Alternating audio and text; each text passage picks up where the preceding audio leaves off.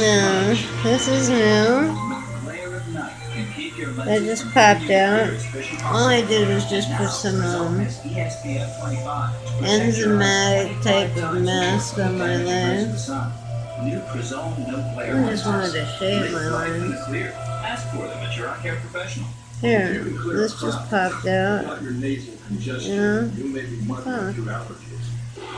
I'll show you all the little black things that just popped out of my legs. What the fuck is that? Look, see? How do you get rid of unwanted hair with nicks and cuts, scalding waxes, the stink of burning it off with a hot wire? Alright, I know these things look small to the average person. They seem insignificant. But imagine that you feel these things on your body constantly all day. Alright.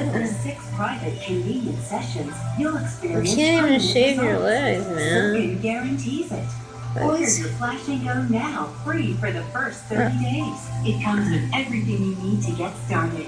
Order in the next 5 minutes and we'll include an extra Flash and Go cartridge absolutely free. We'll even include a bottle of Hydro Mist. See if you qualify for our facial rejuvenation system, a $110 value that can be yours free. Call 1-800-715-9385 or visit tryflashandgo.com. Order your Flash and Go now. Your grandma, but they never thought to call her guilty of murder. They look harmless, not when they're so dangerous. Elder Skelter, all new series premieres Wednesday at 10 on Investigation Discovery. It's like a little speck of sand. I'll look at all these things starting here.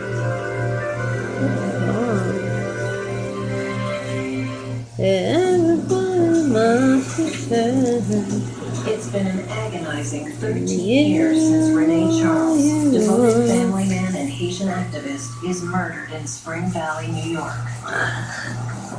Any hope of solving this cold-blooded crime rests with Detective Roxanne Lopez and Patrolman Ronnie Charles. Detective Lopez has a way to talk to people, and she's very diligent, very methodical, and she just does not stop.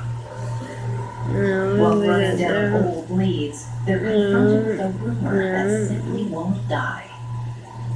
It was alleged that Philomene and Renee were involved in a relationship that was intimate, and we had reason to believe there was some validity to that. Whether the affair was real or not, Daniel Jean-Baptiste certainly saw Renee Charles as his rival. Did a broken heart lead him to murder? When you have a loved one who is actually murdered, you just want the answers. You want to know why. Mildred devotes much of her life to finding her father's killer, making regular trips back to Spring Valley to ensure no one else forgets his case either.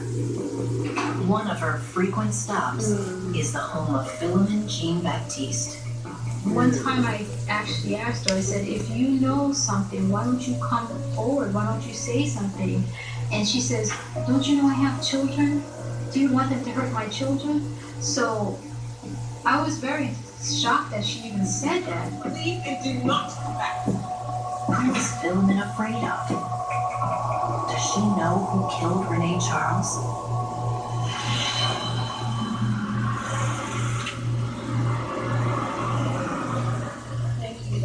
Detective Lopez decides it's time to confront Philomene with some tough questions of her own. She's happy to talk, until Lopez informs her she's actively investigating the Renee Charles murder. The look on her face, I would have thought she saw a ghost. She froze up. She immediately looked me in my face and said, get out of my house. She says, I don't want to talk about this. I don't want nothing to do with this. I want you out of my house. I want you out now. So that right there, was a red flag to me. I believed she knew a lot more than she had told the investigators back in '94. With Philomene remaining silent, Detective Lopez is on the hunt for anyone willing to speak. Digging through the stacks of notes in the case file, it's pay dirt. In a 1994 interview, a local informant tells police a petty criminal named Jean Lazar is making a startling claim. The informant that came forward said, listen, I had this conversation with Jean Lazar the other day, and he was, he was high, but he was saying a lot of things. And one of the things that he said was that he was hired to kill Renee Charles. I asked him, did you kill Renee? Yeah. What? He lied to this guy, was strong guy, he wanted to be everything, you understand? In the original investigation, Lazar's statements are written off as the unreliable boasts of a known drug dealer. After the shooting, a couple years later, Mr. Lazar was deported out of the country for criminal activity here in the United States, and he had been living in Haiti all these years. Lopez lucks out. The informant still lives in Spring Valley. She sends him to Haiti on a dangerous mission. Find Jean Lazar. Everybody know me there. I can look for It doesn't take long for the informant to find Lazar. I called them. I said, it's not that short. Because their family there, he's not same guy anymore. It appears Lazar's no longer leading a life of crime.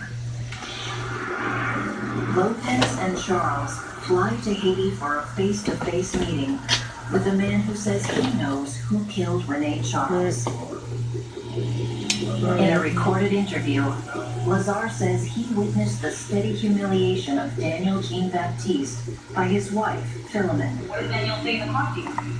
Everybody else knows everybody. Daniel got 2 kids, he got 2 kids, 2 is what Mr. Baptiste had taken Jean Lazar to the residence to pick up some of his property. And Mr. Lazar told us that during this visit, Philomene had said to Mr. Baptiste, how can you think that this child could even be yours? Is Philomene pushing his buttons? Or has she unveiled a painful truth? Lazar says Philomene's remark about the paternity of his kids pushes Baptiste over the edge. He tells Lazar and another hood, Muki Toussaint, how he wants this resolved. It was at that moment when he said, that's it, me. I want him dead. Enough is enough. I cannot take any more humiliation in the community. Lazar says he turns down the job of killing Renee Charles when Baptiste refuses to pay him half the $5,000 fee up front. He never gave any money. He tells Detective Lopez if she wants to find the killer, she should go back to Spring Valley and look for Muki Toussaint. If we tell you that he was innocent, he's a killer. Mr. Toussaint is a very strange character because he never put himself anywhere in society where he was easily trackable. Detective Lopez is determined to find him, and using phone records, tracks Toussaint to JFK Airport, where he works as a delivery truck driver. She starts with a ruse. She tells him his identity has been stolen, and she wants to clear his name. He didn't know what he was there for, and he started talking about the book of Job, and started talking about the Bible.